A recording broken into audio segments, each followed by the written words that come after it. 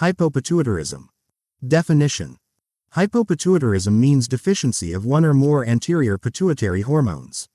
Remember, the anterior pituitary secretes GH, prolactin, FSH, LH, TSH, ACTH. So, symptoms depend entirely on which hormone is deficient. Growth hormone deficiency. Physiology. Growth hormone stimulates liver, which leads to IGF-1 production, leading to bone growth, protein synthesis, lipolysis, and muscle growth. In children, the epiphyseal growth plates are still open. Without GH, there is no stimulation of IGF-1. This will lead to poor chondrocyte proliferation, reduced longitudinal bone growth, and short stature. These children have normal body proportions, normal intelligence, delayed skeletal maturation, increased fat around the abdomen. In adults, the growth plates have already fused, so bones cannot become longer. Instead, GH deficiency affects metabolism. This patient will suffer from fatigue. GH normally increases protein synthesis and muscle strength. Without GH, muscle mass decreases, which will lead to weakness and easy fatigue. Weight gain. GH normally promotes lipolysis. Without GH, fat breakdown decreases and accumulates, especially in abdomen and trunk. Patients gain fat despite eating normally. Decreased bone density. GH stimulates osteoblast activity. Without GH, bone formation will be affected. Patient will have reduced bone mineral density, osteopenia, osteoporosis, and fracture risk. Hypercholesterolemia. GH improves lipid metabolism. Deficiency causes increase in LDL cholesterol and increased cardiovascular risk. Prolactin deficiency. Physiology. During pregnancy, estrogen enlarges lactotrophs. After delivery, prolactin stimulates milk synthesis. Oxytocin stimulates milk ejection. Therefore, prolactin deficiency causes failure of lactation. The breast is normal, but milk simply isn't produced. FSH-LH deficiency. These are called the gonadotropins. Female physiology. FSH causes follicle maturation and estrogen production. LH stimulates ovulation and progesterone production. Without FSH-LH, there will be no follicular development, no ovulation, low estrogen, amenorrhea, infertility.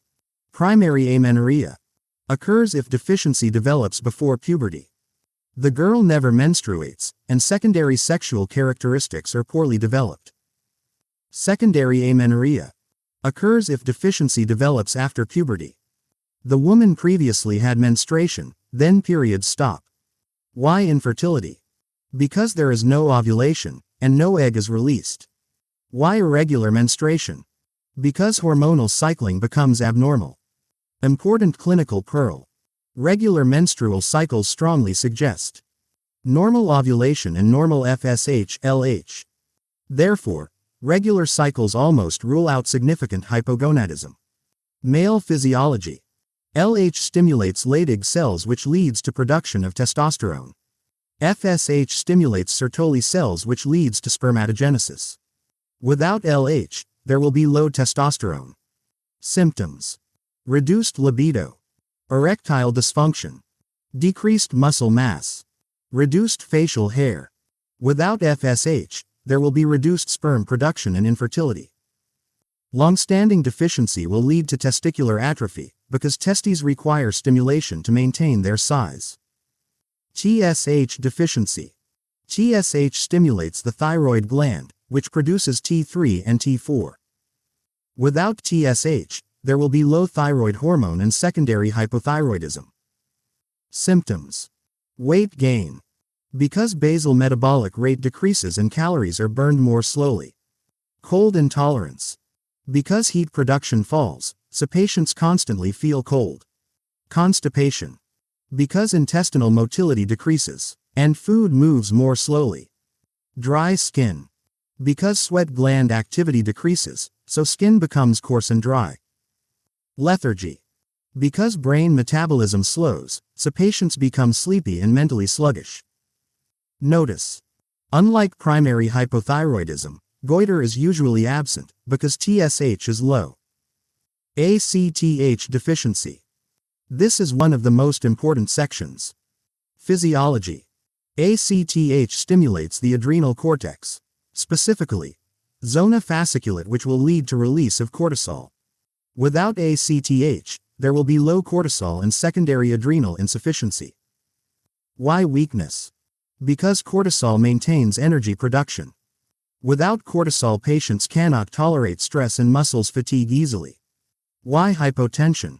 Because cortisol increases vascular responsiveness to catecholamines. Without cortisol, blood vessels cannot constrict properly. So, blood pressure falls, especially on standing.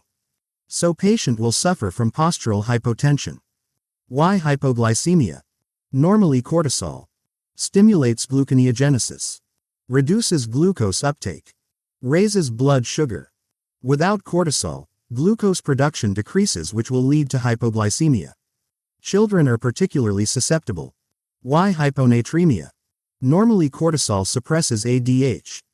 Without cortisol, ADH rises. This will lead to water retention and dilutional hyponatremia. Why no hyperpigmentation? This is one of the favorite exam questions.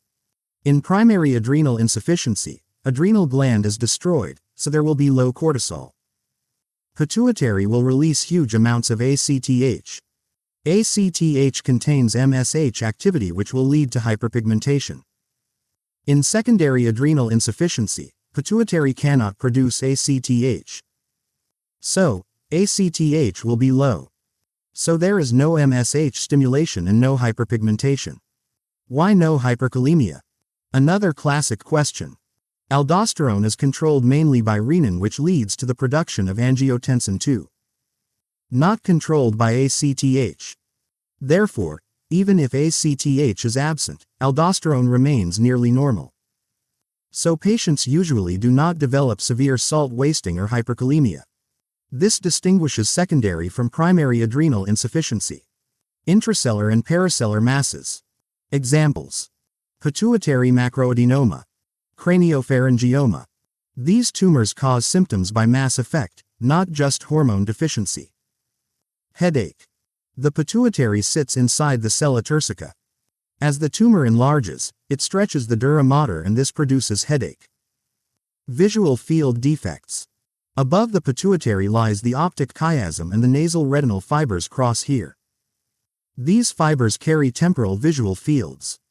Compression causes loss of temporal vision in both eyes, which is called bitemporal hemianopia. Patients often bump into objects on both sides. Diplopia. Laterally lies the cavernous sinus. Inside it are cranial nerves 3, 4 and 6. Compression causes extraocular muscle weakness, which will lead to double vision. Pituitary apoplexy. Definition: sudden hemorrhage or infarction of the pituitary gland, usually within an adenoma. Presentation: explosive headache, vomiting, sudden visual loss, ophthalmoplegia, hypotension, altered consciousness. This is an emergency because ACTH falls suddenly, which leads to acute cortisol deficiency and adrenal crisis. Treatment: immediate IV hydrocortisone and neurosurgical assessment. Hussey phenomenon. Normally, growth hormone and cortisol oppose insulin. These are called counter-regulatory hormones. When pituitary failure develops, GH decreases, ACTH decreases, cortisol decreases. So, insulin sensitivity improves and blood glucose falls. A diabetic patient may suddenly require less insulin. This improvement is called the Hussey phenomenon. Why symptoms appear late? The pituitary has a large functional reserve. More than 80% of pituitary tissue must be destroyed before hormone deficiency becomes clinically evident. This explains why pituitary tumors can become very large before diagnosis. Causes of hypopituitarism. Before discussing each cause, remember one principle. Hypopituitarism develops whenever the pituitary gland or the hypothalamus is damaged. Damage can occur by compression, hemorrhage, infarction, trauma, surgery, radiation, infection, congenital defects. 1. Intracellular paracellular masses. This is the most common cause of hypopituitarism in adults. Non-secretory pituitary macroadenomas 10 mm or more account for about 40% of cases. Let's break this down. What is a pituitary adenoma? It is a benign tumor arising from pituitary cells. There are two types. A. Functioning secretory. These tumors produce excess hormones. Examples: prolactinoma, GH adenoma, ACTH adenoma. Patients usually present because of hormone excess. B. Non-functioning non-secretory. These tumors produce little or no biologically active hormone. Therefore, they often remain unnoticed until they become large. These are the tumors referred to in the slide. Why do they cause hypopituitarism? Imagine the pituitary gland sitting inside a rigid bony cavity called the sella turcica. As the tumor enlarges, it compresses normal pituitary tissue and normal pituitary cells die. Hormone secretion decreases and hypopituitarism occurs. The tumor doesn't need to destroy the gland directly, it simply compresses it. Why are macroadenomas worse? A macroadenoma is 10 mm or more. A microadenoma is less than 10 mm. Macroadenomas are large enough to compress normal pituitary tissue, pituitary stalk, optic chiasm. Therefore they produce hormonal symptoms: GH deficiency, ACTH deficiency, TSH deficiency, gonadotropin deficiency, and mass effects: headache, bitemporal hemianopia, diplopia, other paracellular masses, internal carotid artery aneurysm. An aneurysm is an abnormal dilation of an artery. If it enlarges near the pituitary, it compresses the gland, causing hypopituitarism. Meningioma, a benign tumor arising from the meninges. If located around the sella, it compresses the pituitary. Craniopharyngioma, a very important exam topic. Origin: embryonic remnants of Rathke's pouch. Occurs especially in children and young adults. Symptoms: growth failure, delayed puberty, diabetes insipidus, visual defects, hypopituitarism. Classic imaging finding: calcified suprasellar cystic mass. 2. Pituitary apoplexy. Definition: sudden hemorrhage or infarction of the pituitary gland. Usually occurs in a patient with a pre-existing pituitary adenoma. Pathophysiology: if bleeding happens into a pituitary adenoma, it will enlarge rapidly, which leads to compression of pituitary gland and sudden hormone failure. Why is it dangerous? Because sudden ACTH deficiency will lead to sudden cortisol deficiency and adrenal crisis. Patients cannot maintain blood pressure, blood glucose, stress response. Clinical presentation: patients develop sudden severe headache, vomiting, visual loss, diplopia, ophthalmoplegia, altered consciousness. Then, acute ACTH deficiency will lead to hypotension and hypovolemic shock. This is a medical emergency. Treatment: immediately give IV hydrocortisone before waiting for laboratory confirmation. Neurosurgical decompression may be needed. 3. Sheehan syndrome. One of the highest yield topics in endocrinology. Definition: ischemic necrosis of the pituitary following severe postpartum hemorrhage. Why does pregnancy increase the risk? During pregnancy, estrogen stimulates lactotroph hyperplasia. The pituitary almost doubles in size. However, its blood supply does not increase proportionally. So the gland becomes relatively vulnerable to ischemia. After massive postpartum hemorrhage, massive blood loss will lead to hypotension. This will cause poor pituitary perfusion and will lead to pituitary infarction and hypopituitarism. Why is prolactin affected first? Because lactotrophs enlarge dramatically during pregnancy. They have increased metabolic demand. Therefore, they are particularly susceptible to ischemia. Clinical features: immediately after delivery, The mother cannot breastfeed because of failure of lactation. This is usually the first symptom. Later she develops amenorrhea, fatigue, cold intolerance, weight loss, loss of pubic and axillary hair, hypotension. The slide mentions an important point. Sheehan syndrome may occur even without obvious postpartum hemorrhage. This means some women experience severe hypotension during labor without dramatic visible bleeding. The pituitary may still become ischemic. 4. Traumatic brain injury, especially injuries involving the skull base. Mechanism.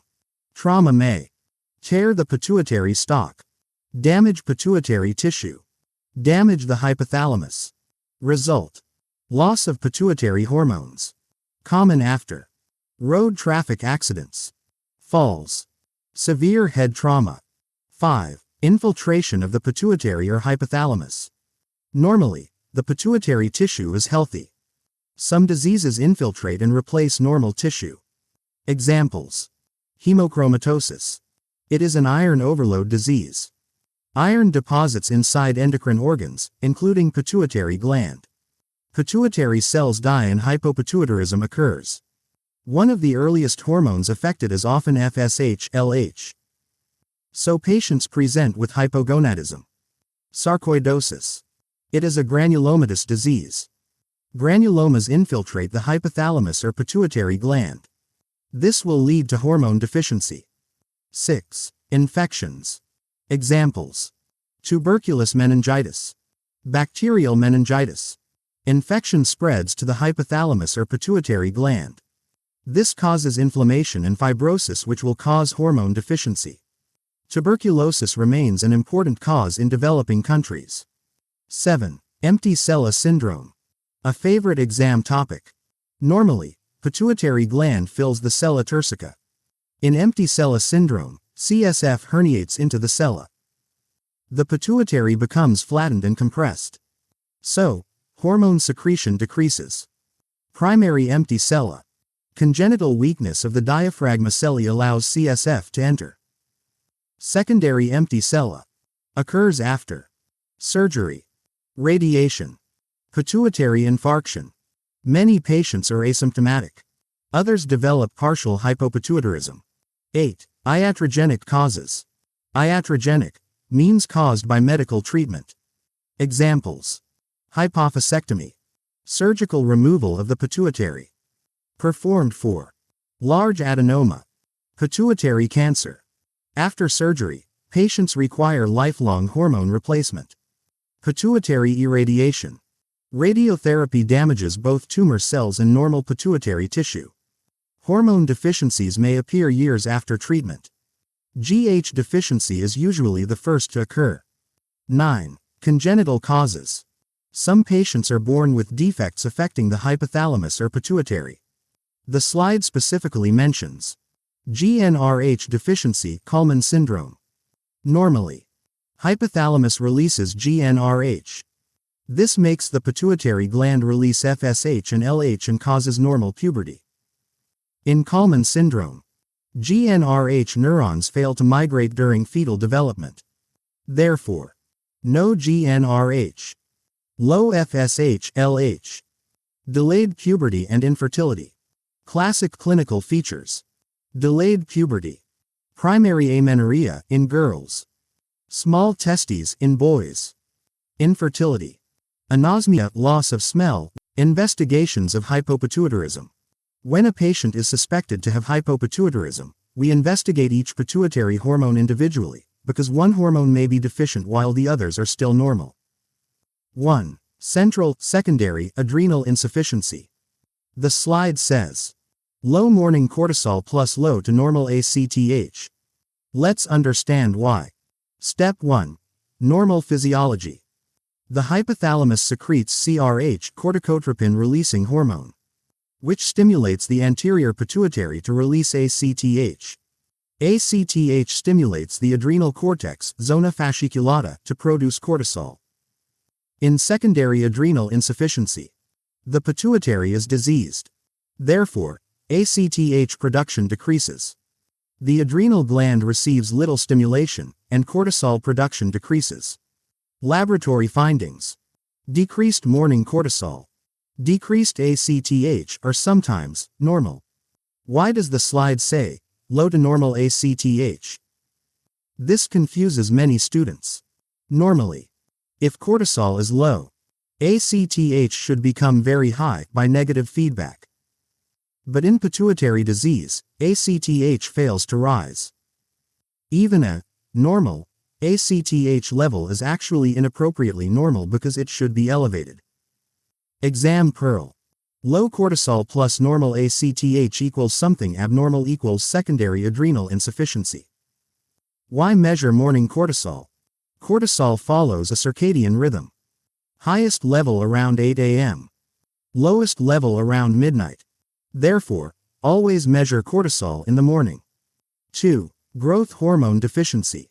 The slide first mentions serum IGF-1.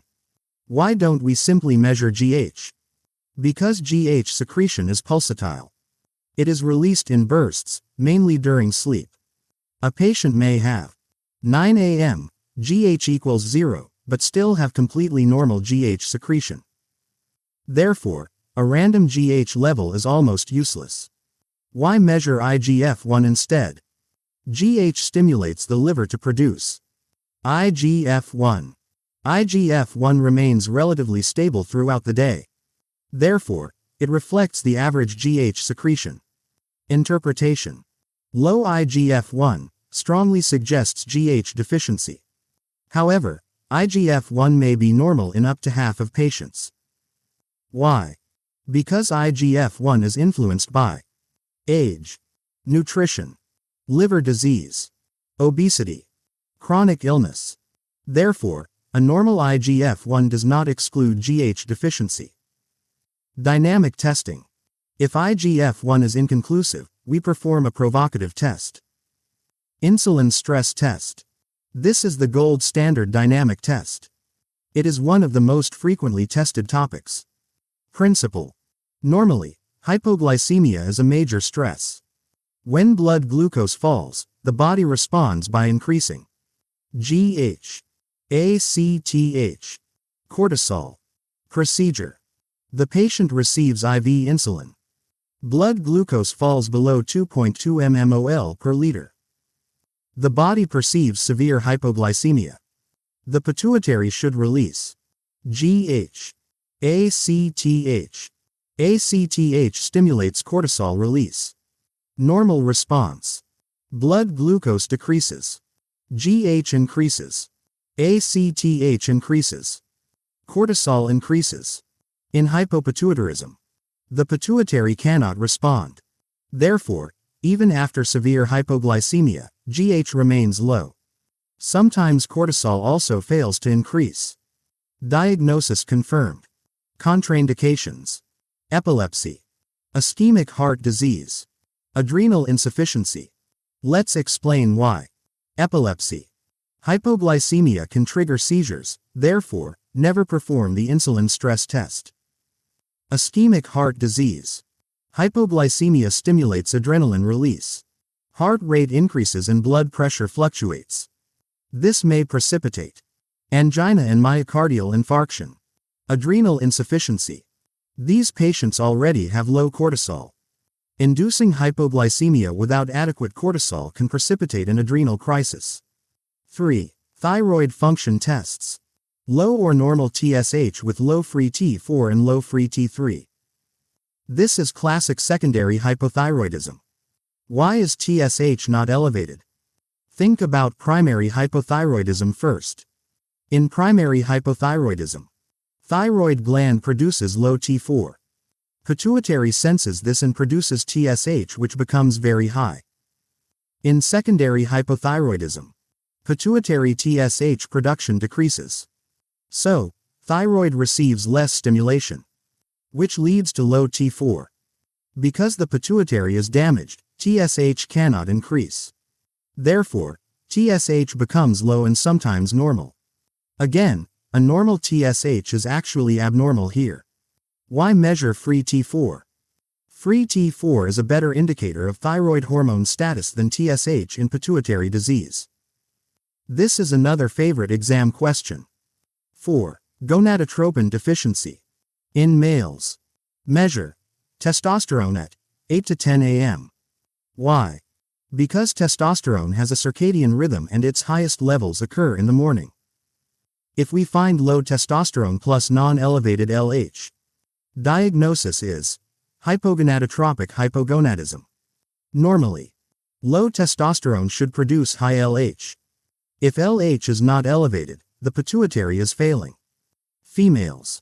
In premenopausal women with amenorrhea, we measure estradiol, LH, FSH. If findings are low estradiol, low or normal FSH, LH, diagnosis is central hypogonadism. Normally, low estrogen should stimulate high FSH. So, failure of FSH to rise indicates pituitary disease. MRI brain.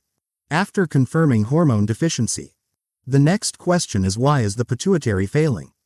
MRI evaluates pituitary adenoma, craniopharyngioma, empty sella, pituitary hemorrhage, pituitary stalk lesions, hypothalamic lesions.